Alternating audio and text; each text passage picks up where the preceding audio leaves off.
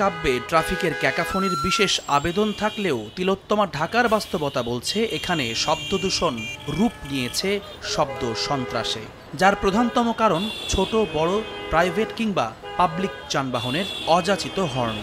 ২০০৬ সালের শব্দ দূষণ নিয়ন্ত্রণ বিধিমালা অনুযায়ী আবাসিক, বাণিজ্যিক কিংবা শিল্প এলাকার জন্য বেঁধে দেয়া আছে শব্দের মানমাত্রা।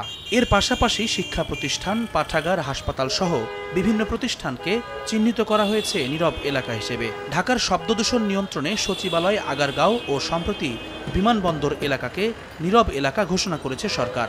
তাতে কাজের কাজ হয়নি কিছুই। প্রায় প্রতিটি গুরুত্বপূর্ণ পয়েন্টেই শব্দের মাত্রা পৌঁছে গেছে ৭৫ ডেসিবেলের বেশি।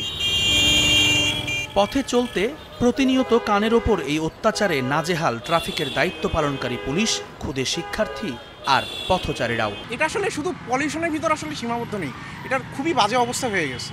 এখানে হর্ন বাজানো নিষেধ, এরকম অনেক ব্যানার ফেস্টুন লাগানো থাকে, কিন্তু আসলে কথা হচ্ছে এটা কতজন মানে। গ্রামে তো এতটা শব্দ হয় না, কিন্তু ঢাকা শহরে আসলে অতিরিক্ত সাউন্ডের কারণে মাথায় একটা প্রবলেম হয়। অনেক অ্যাম্বুলেন্স আমরা নিজেরা দেখেছি যেগুলোতে কোনো রুগীই নেই, এত লাউডলি সাউন্ড করে চলে যাচ্ছে, যেটা মনে করেন আমরা ক্ষতিগ্রস্ত হচ্ছি, প্লাস রাস্তায় যারা চলাচল করতেছে তারাও ক্ষতিগ্রস্ত হচ্ছে।